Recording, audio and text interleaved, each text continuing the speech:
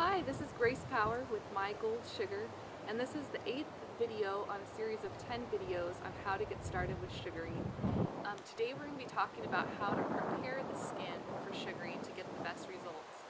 And so the first thing I'm going to talk about is exfoliation. When you are sugaring, the sugar actually will pick up any of the dead skin that's on the area that you're sugaring.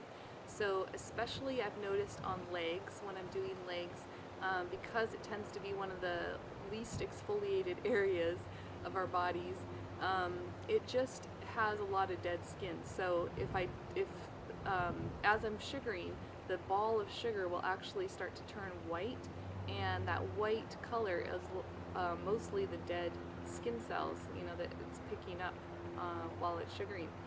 So what happens though is that as you're sugaring, if it gets too white, if you start to get so much dead skin cells into your ball of sugar, it doesn't work very well. It stops the stickiness. It doesn't pick up the hairs as well.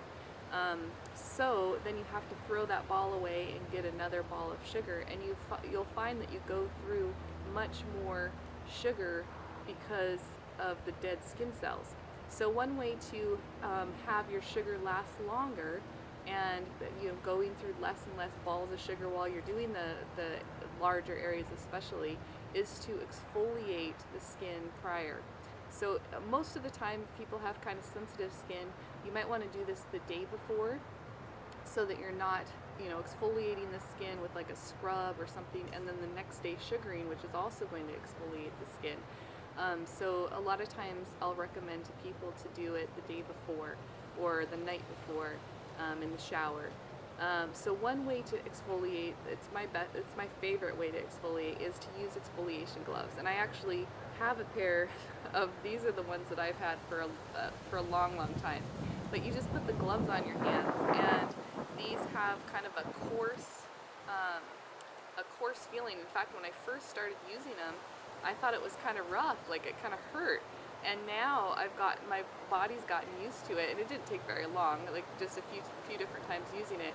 Now I actually look forward to that feeling, because it just feels like it's really just getting the skin, the dead skin off. But they are pretty coarse, so you'll notice that. And we do sell these gloves on our website as well, at the mypinkweek.com store.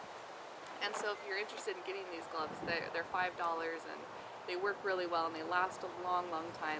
They're quality gloves.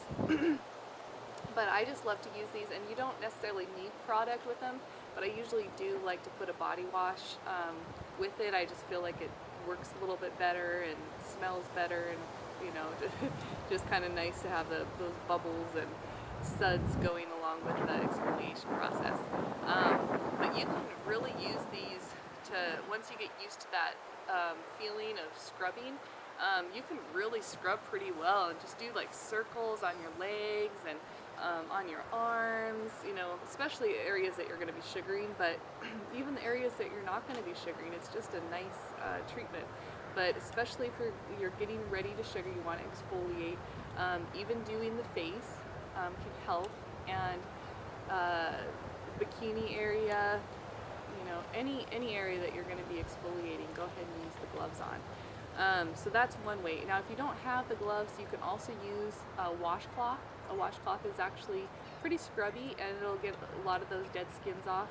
You can use a dry brush, and dry brush is something you don't have to do in the shower. I mean, it's actually a dry brush, so you would do it outside the shower. And one thing with dry brushing, if you haven't done it before, or you haven't been told this before, it's good to go up, like let's say you're doing your legs, go up, so that you're kind of actually stimulating the lymph system at the same time. So it's kind of like a therapeutic treatment in a way. But if you do go up, it just helps the lymphatic system as well. And if you're doing your arms, you kind of go up this way, and it pushes that lymph flush. It kind of is like a detox as well. So the dry brushing is not only exfoliating the skin, which is nice, but can actually have some other health benefits. So that's another thing you could do. And then there's always the traditional products. There's glycolic products. You know, if it has a glycolic acid, that's going to exfoliate. Salicylic acid exfoliates.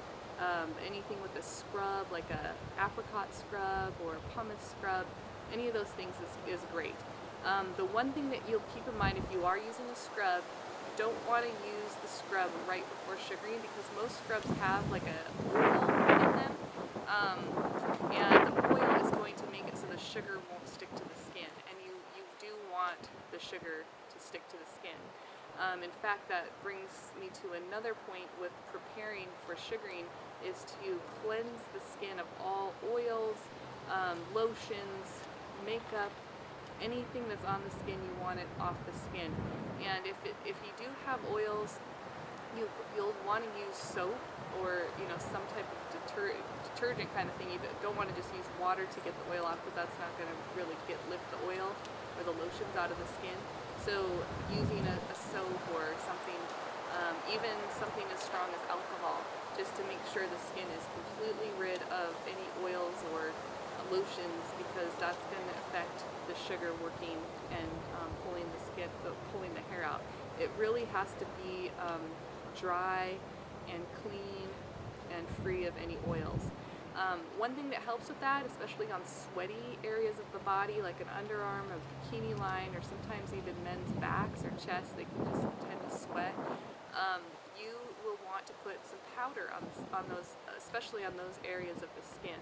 So the powder you can use, we're actually coming out with our own powder in the near future, so stay tuned for that. But in the meantime, you could use like a baby powder or cornstarch works, and most people have cornstarch in their cupboards, so that's another good one you can use.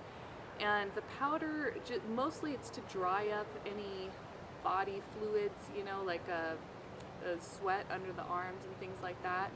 But it also can help protect the sensitive skin areas. So if you're doing like an upper lip, let's say, or an eyebrow, it doesn't hurt to put that little bit of powder on the skin after you've cleansed it, just to give that little barrier protection, between the sugar and the skin. So if you are doing sugaring, one of the benefits is that you can usually go over the area multiple times. But if you're doing a sensitive spot, before you go over it too many times, you'll probably want to apply some powder again, just to make sure that you're not hurting the skin.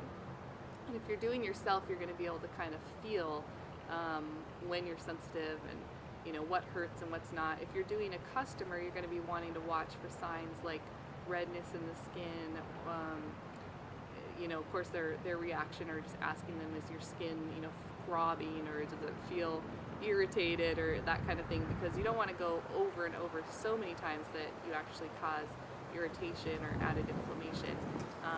But anyways, I'm kind of getting off subject, but as far as the prep, the powder is an important part, and exfoliation, and I think that covers it. So if you have any more questions about how to prepare the skin before doing sugaring, let us know. You can go to mygoldsugar.com and fill out the comment form and send that in, and we'll make sure to answer you.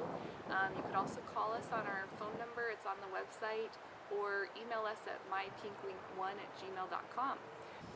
In the meantime, stay tuned for our next video, which I will be discussing the strip method with sugaring and how to use the strip method. See you in the next video.